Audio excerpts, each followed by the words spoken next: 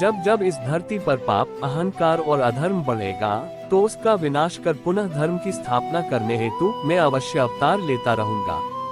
अहंकार और संस्कार में फर्क है। अहंकार दूसरों को झुकाकर खुश होता है, संस्कार स्वयं झुककर खुश होता है। सेवा सबकी करो मगर आशा किसी से मत रखो, क्योंकि सेवा का सही मूल्य ईश्वर ही दे सकते हैं। जब सत्य की असत्य से लड़ाई होगी तो सत्य अकेला खड़ा होगा और असत्य की फौज लंबी होगी, क्योंकि असत्य के पीछे मुखी का झुंड भी होगा। आत्मा न तो जन्म लेती है और न ही मरती है, आत्मा अमर है। व्यक्ति जो चाहे बन सकता है, यदि विश्वास के साथ इच्छित वस्तु पर लगातार चिंतन करे। मन की शांति से बढ़कर इस संसार में कोई भी संपत्ति नहीं है। प्रेरणा का सबसे बड़ा स्रोत आपके अपने विचार है, इसलिए बड़ा सोचे और खुद को जीतने के लिए हमेशा प्रेरित करें। उदय किसी का भी अचानक नहीं होता, सूर्य भी धीरे धीरे निकलता है और ऊपर उठता है। धैर्य और तपस्या जिसमें है, वही संसार को प्रकाशित कर सकता है। हे अर्जुन, स्वर्ग प्राप्त करने और वहां कई वर्षों तक वास करने के पश्चात एक सफल योगी का पुण्य एक पवित्र और समृद्ध कुटुंब में जन्म होता है। हे परंतप, जो लोग भक्ति में श्रद्धा नहीं रखते, वे मुझे प्राप्त नहीं कर पाते।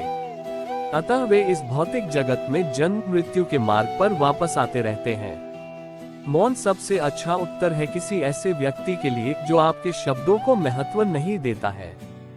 जब तक शरीर है तब तक कमजोरियां तो रहेगी ही, इसलिए कमजोरियों की चिंता छोड़ो और जो सही कर्म है उस पर अपना ध्यान लगाओ।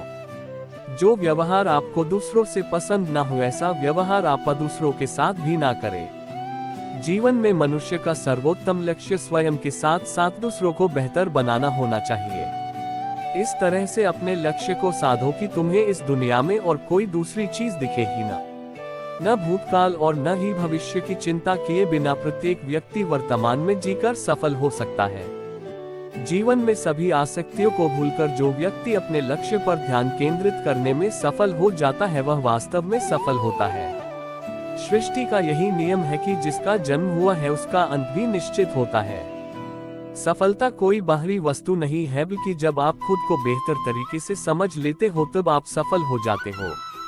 हमें अपने जीवन में लक्ष्य बनाने से नहीं, बल्कि उन लक्ष्यों को चुराने वालों से डरना चाहिए। आपको अपने जीवन में कर्म की इच्छा होनी चाहिए, इनकी कर्म से मिलने वालों फलों की। गलतियां ढूंढना गलत नहीं है, बस शुरुआत खुद से होनी चाहिए। जरूरी नहीं हर बार आपके शब्दों को सही समझा जाए, इसलिए कभी कभी चुप रहना ही ज्यादा बेहतर होता है। जो जितना अधिक शांत होता है, वो उतनी ही गहराई से अपनी बुद्धि का प्रयोग कर सकता है।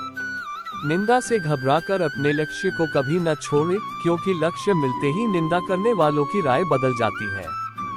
जीवन में यदि खुश रहना है तो अधिक ध्यान उस चीज पर दें जो आपके पास है, उस पर नहीं जो दूसरों के पास है। स्वार्थ से रिश्ते बनाने की कितनी भी कोशिश करें, वो कभी नहीं बनते हैं, और प्रेम से बने रिश्तों को कितना भी तोड़ने की कोशिश करें, वो कभी नहीं टूटते। प्रेम की भाषा बड़ी आसान होती है। राधा कृष्ण की प्रेम कहानी ये पैगाम देती है। जिंदगी के इस रण में खुद ही कृष्ण और खुद ही अर्जुन बनना पड़ता है। रोज अपना ही सारथी बनकर जीवन की महाभारत को लड़ना पड़ता है। बड़ी बरकत है कान्हा तेरे इश्क में, जब से हुआ है कोई दूसरा दर्द ही नहीं होता। क्या सदा मौन रहना उचित है? नहीं, इतिहास साक्षी है। संसार में अधिक विपदाएं इसलिए आई क्योंकि समय पड़ने पर मनुष्य उसका विरोध नहीं कर पाया। ये सच बात है कि भूल करके इंसान कुछ सीखता है, परंतु इसका यह मतलब नहीं कि वह जीवन भर भूल करता रहे और कहे कि हम सीख रहे हैं।